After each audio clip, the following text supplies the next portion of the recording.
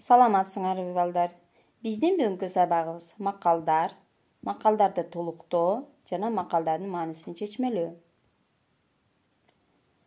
Кыргыз оозеки эл адабияты анын негизги жанрларынын бири макал лакаптар оозеки жаралган жана элге оозеки таралган түрү. Эл аралап эл оозунан макалдарды жыйноо иштери 1922-жылдары башталган. Жазуу иштери Ишенели Арабаев, Базаркул Данияров жана Касым Тыныстанов тарабынан башталган. Кыргыз тилинин түшүндүрмө сөздүгүнүн 1969-жылы чыгарылышынын редактору Абдылдаевдин айтуусу боюнча макал бул зат жана турмуштук тажрыйбанын негизинде ал тарабынан түзүлгөн акыл-насаат берүүчү кыска, бирок таасирдүү сөздөр деп айтып өткөн.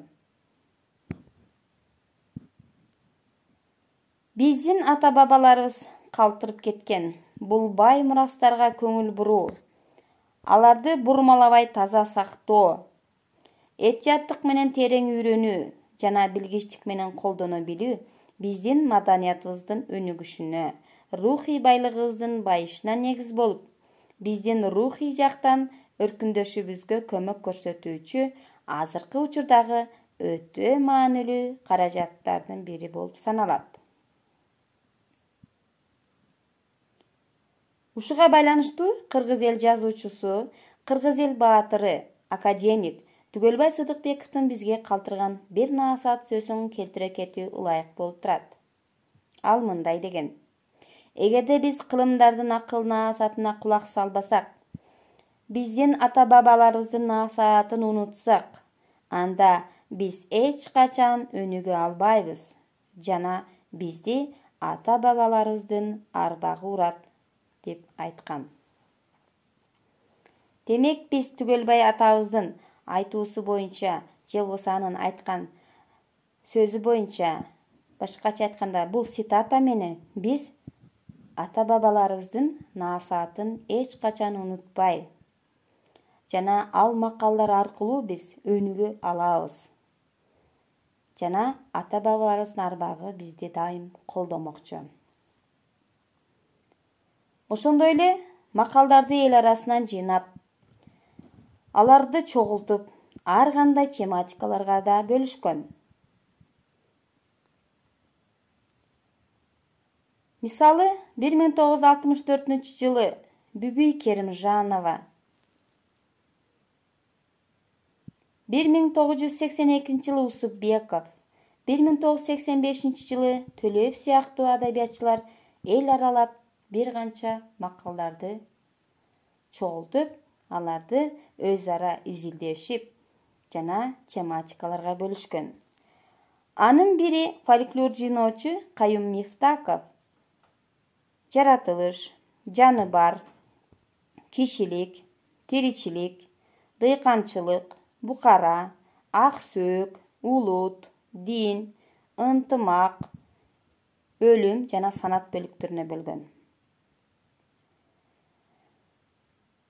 Кыргыз адабиятында бир канча миңдеген макалдар бар.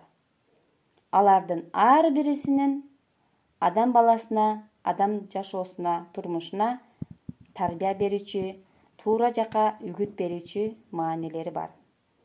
Мисалы, каркылдап, карга каркылдап учуп, каз болбойт. Демек мында заттардын теги, башкача айтканда, байлыгы жөнүндө сөз болуп жатат. Ал эми сайма сай албаган ийне тандайт. Бул жалкоо адамдын жумушка болгон кайдыгерлигине айтылган макал. Өзүнүн кемчилигин билбей бирөөгө сын таккан адам. Бака майрыгын билбей, жылаанды ири дептир.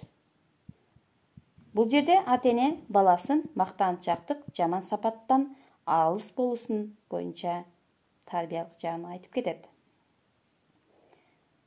Ошондой эле ата-эне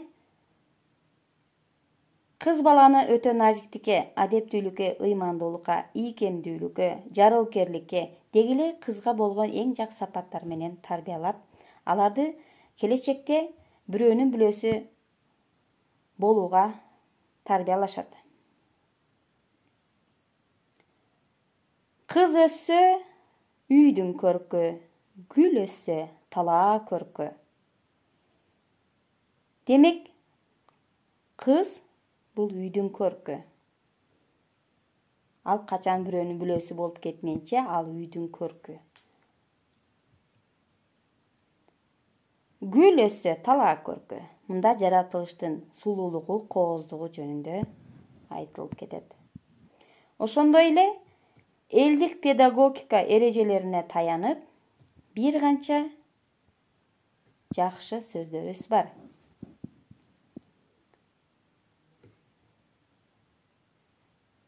Мисалы, жүрүм-турум эрежелерин тыюу салуучу, уруксат бербөөчү, эске алуучу жакшы сөздөр бар. Мисалы, жамандан кач, саламдашпай турбай сөз баштаба, камкордук көр, чынчыл бол деген сыяктуу сөздөр бар.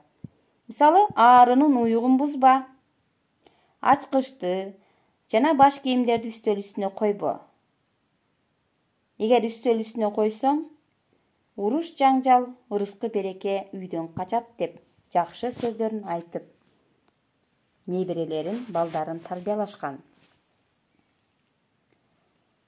Балдар, мен силерге азыр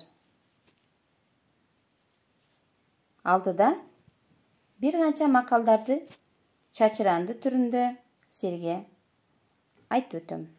Эмне үчүн биздин макалдар чачыранды? Бул жерде силердин өзүңөрдүн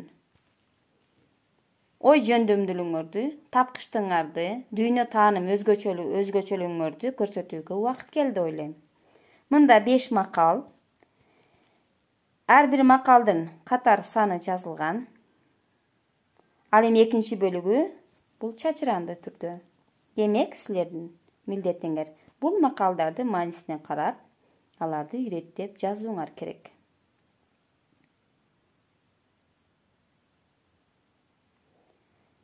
Ата-эне, ата-мекен, дос жөнүндө 9 макал жазып, жана аларды жаттоо силерге үй тапшырмасы.